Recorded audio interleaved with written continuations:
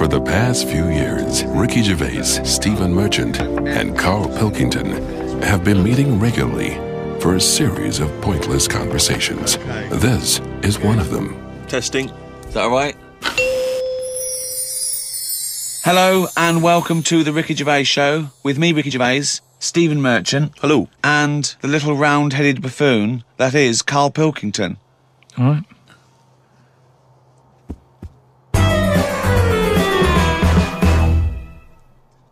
I got a text from Karl yesterday, Steve. A text from Karl, yeah. Yeah. I'll just read it to you. Okay, see you to Moz for a face rub at 6:30 then. No bum tubes, though. So I was intrigued, and I called Karl and said, I think you've just sent me a text by mistake. What's the explanation of that? My mate, right, Russell, he said, you know, there's things that go on in life that you need to experience. Yeah? He said, just pop along, and I didn't say yes straight away. What's a face rub? You mean a facial? Where you lay down... You just clean your face with a flannel and that. So you're going to go lie down with another man and have your face Well, fiddled no, with? this is what I was saying to him. There's a couple of questions. I didn't just say yes straight away. I questioned it. I said, well, I'm not that happy with this. So I said, look, there's nothing weird going on here, is there? I said, it's not a house, is it? It's a proper clinic and that. He said, yeah, it's proper. You wear a dressing gown and that. I said, well, I'm not that So he's happy with already that. got you in the dressing gown? Yeah, well, I haven't agreed to that. Today I've worn a little round polar neck sort of jumper so I don't have to take it off. It's not going to get in the way of my face. I made sure I didn't wear a shirt with a collar. I'm not taking this off. They can put the dressing gown on top of this. Right. I don't know if it's a woman who rubs my head. Don't know if it's a bloke or whatever. Well, the thing is, you get extra, don't you, for your face rub, because your face goes all the way back over the top of your head down to the back of your neck. But all I was, so you've got a big face, haven't you? All I was saying to him is, I'll have the face rub, but I don't know if once you're in there, right, they try and sell you the bum tube thing. What's the bum tube? Is that a euphemism? What are you talking about? The thing where they pop a tube in and put coffee in your belly and it cleans you out and that. An enema? Why would you have that? I don't want it. I don't think Why you not? need to. Just because I think I've said to you before about, you know, you don't need to be that clean inside. Do you know what I mean? I don't mind washing my face. But what occasion do you need where you're that cleaned out? Do you know what I mean? And it's always a clear tube and that, and you see all the stuff whizzing past. I don't understand why it's clear. I don't know why you've got to see what's coming out of you. Like it's, you know, like the generation game, making notes of what's whizzing past. Forget it. I was watching some different TV, saw an amazing documentary. It was called Tribes. This guy, and he goes and lives with different tribes around the world, these small little indigenous people. And there was one, he went to Papua New Guinea in Indonesia, right, Karl? He lived with the Kombai tribe. All right. Now, this Papua New Guinea is an extraordinary place because it is one of the only places left on Earth that hasn't been fully explored. There are parts of it that it's just blank on the map because they've never explored there. They don't know what's there. They don't know what's going on. So, firstly, that must already freak you out. Imagine that. 21st century, they have no idea what's going on down there. But do they need to know if there's nothing going on? Well, they don't know what's going on. There could be stuff going on. No, but there's no chance that they'll go, we haven't been over there, and someone goes and there's like an Arndale centre. Nothing's going to be there, is it? So there's no... Well, I'll tell you what is there, okay? There's these various small tribes. Some of these tribes are still cannibals, eating people from other tribes. Do they know they could move on? Have they got a telly? Or have they seen a telly and gone, I'm not up for that? Or are they saying... It's not the Amish. They haven't chosen But what this. is the difference between the Amish and these people? Well, the Amish are a group of people that choose to live in that way. These people are just essentially untouched by civilization. I mean, they do have interaction with civilization and people do come there, but they still live in this very, very almost prehistoric way. They did buy a telly, but there was nothing on because there isn't any broadcasters. They couldn't plug it in. Yeah. They were having an absolute nightmare. Yeah. But there was one guy, okay, now he said that his brother was dying. This was a couple of years ago, right? His brother was dying. He said to his dying brother, what happened? Why are you dying? This guy said it was a bloke in another village. Okay, he goes over to the other village. He kills this other bloke, right? He eats him, or eats bits of him. The other village gets a bit annoyed. They go, what's going on? Why did you kill this bloke? He went, sorry about that, right? They said, well, you need to make it up to us. He gave him a pig. They said, a pig's not enough. They gave him 5 pigs, so 5 pigs apparently made up for the fact that they'd killed one of them. They said, well, hang on, what are you going to do with this bloke's wife? Why were they bartering? Why didn't they just get the police in and say, what's going on? What police? Yeah. Why didn't they call in Kojak? Because he'd have sorted it out, wouldn't he? What I mean is, right, they're miles away from anything, but It doesn't sound like the great place to live, right? Could they not move? Could one of them go, do you know what, I'm sick of this. I'm moving or whatever, and go to a proper city. How far away is this? These Papa people, to the next. They're like the Smurfs. They're very like the Smurfs. But how many miles away from a place with a normal life going on? But think about this, Karl. Firstly, they don't speak the language. So they don't have any practical skills. They've got no experience of civilization. So even if they chose to go and live in one of these cities, what can they do? How can they function? I think there's some bacteria that has better lives than that. That's got to be offensive. Why? Okay, how about this is one of the weirdest things. This is one of the weirdest things, right? Sorry. An entire people, an entire race Just of people. dismiss. No, Just no, dismiss. I'm not having a go, but I'm just saying I wouldn't fancy it, is what I mean. But they You know what I don't mean? We're living know in of ice. another world. How can they imagine that they could... Oh, I'll tell you what, this is boring. I'm tired of hunting for food and eating fish from the river. I'll tell you what, I'd like a world where there's iPods and room service. I'm going to go and move to New York. They're not thinking like that, are they, Karl? Because they don't know about this other world. People go to these places on holiday now. They like a little bit of danger. They like to see how the others live. So all I'm saying is we know they exist. Yeah. The Papa people, maybe people aren't going there. It doesn't sound like the best place. I can't imagine it having a tourist board or anything, right? But would they accept me if I popped over there and, with Suzanne in Papa? Well, okay, this is one of the things that they do, okay, which is a tradition you may have to do. These combine, right, they invert their penises. So they push their penises back up inside their bodies. Like a sock. What for? Well, Keeps it out of the way. Of what?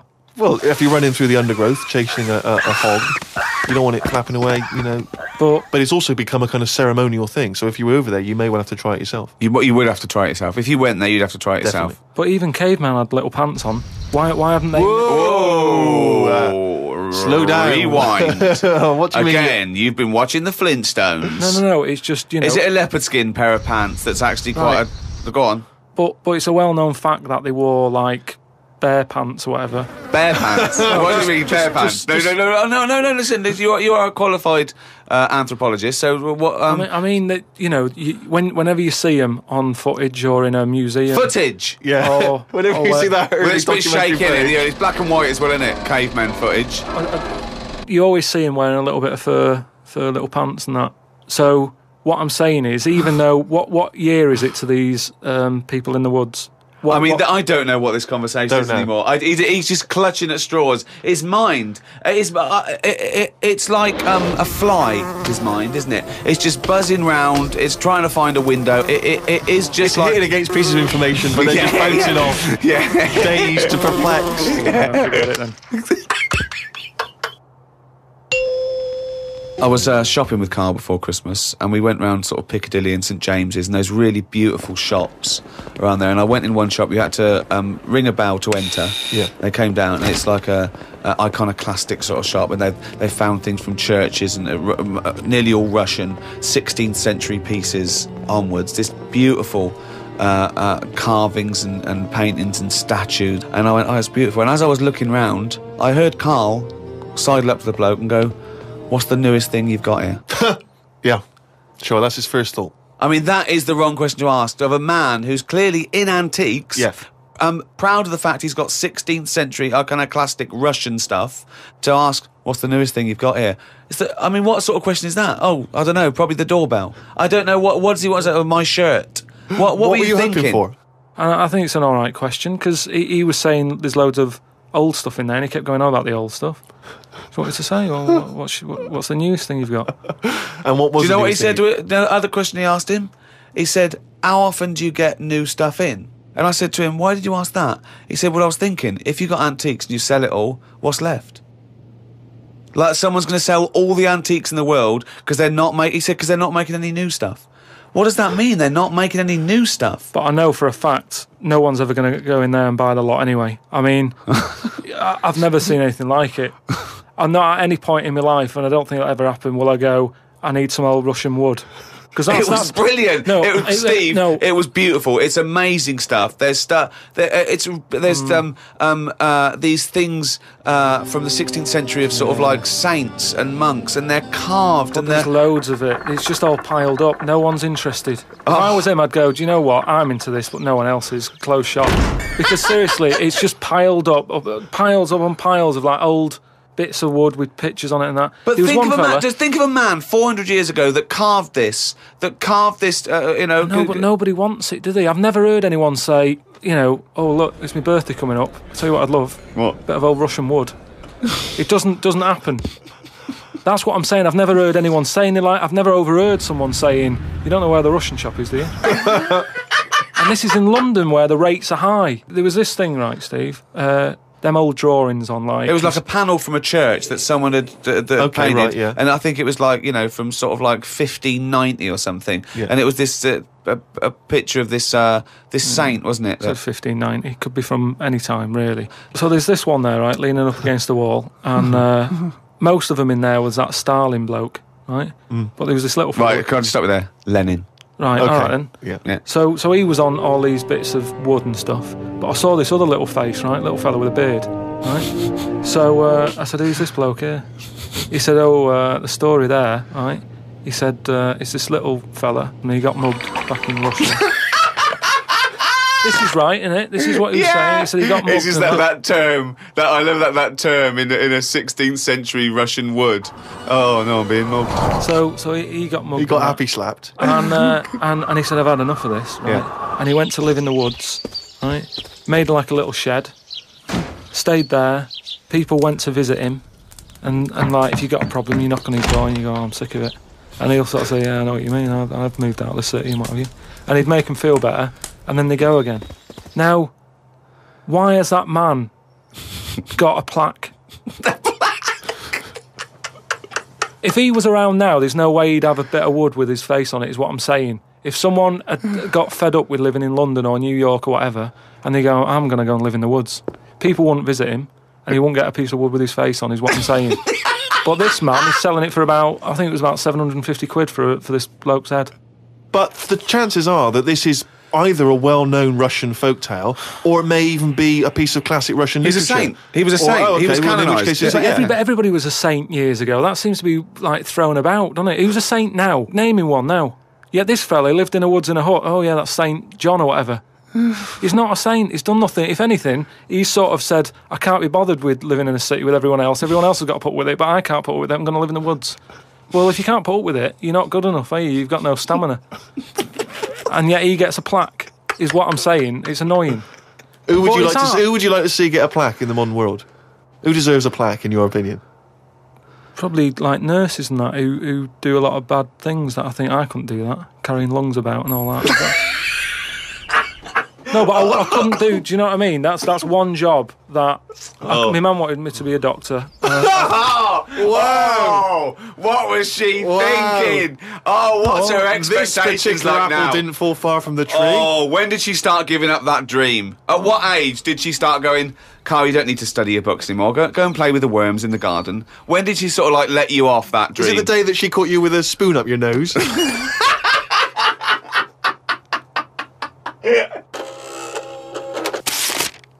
But anyway, talking of emails and that, right?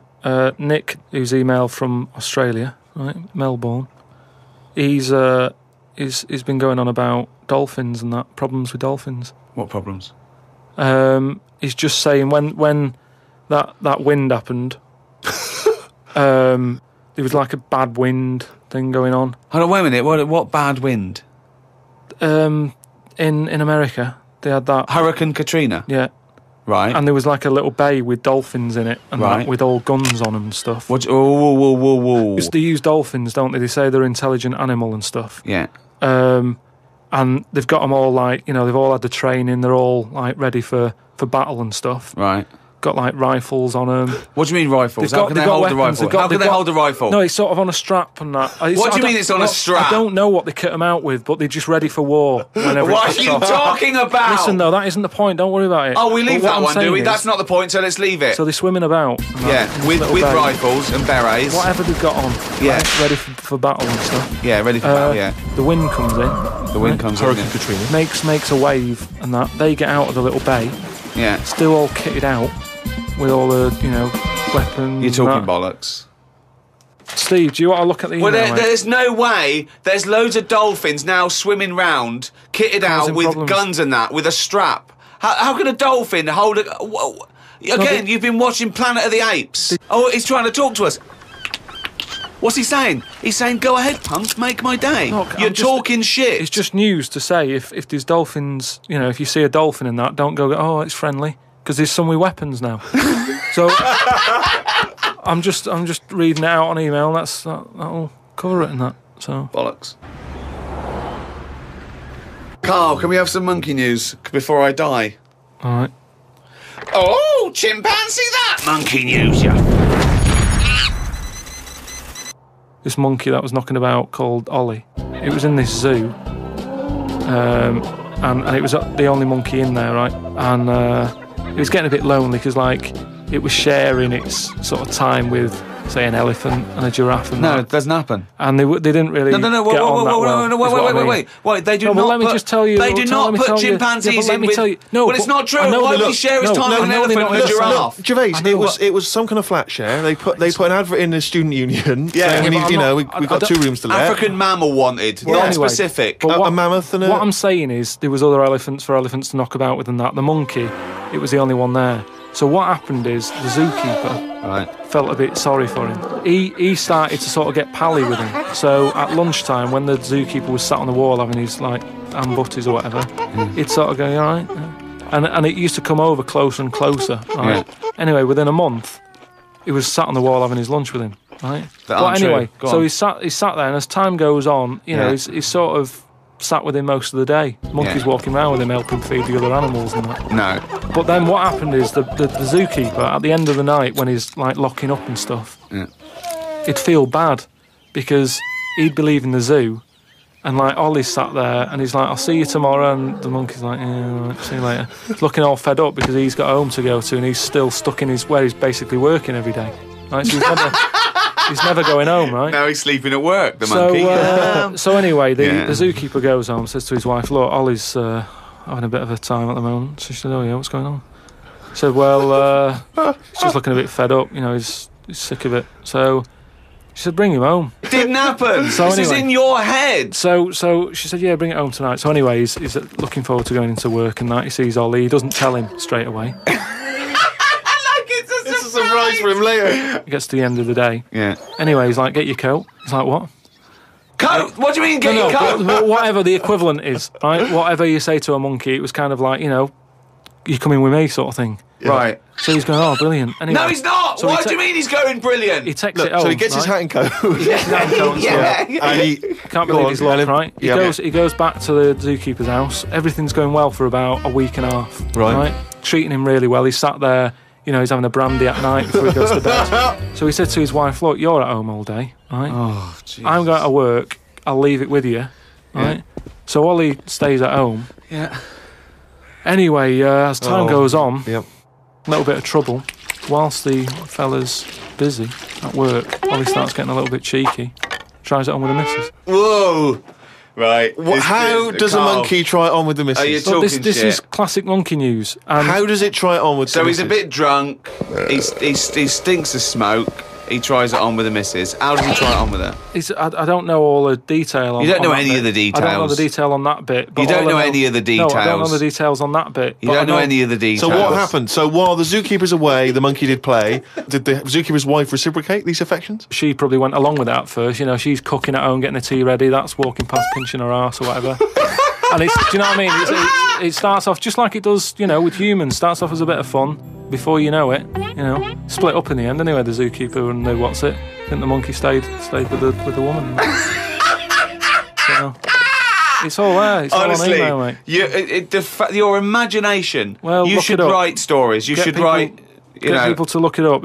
Just put in monkey, chimp, Ollie, and it's all there.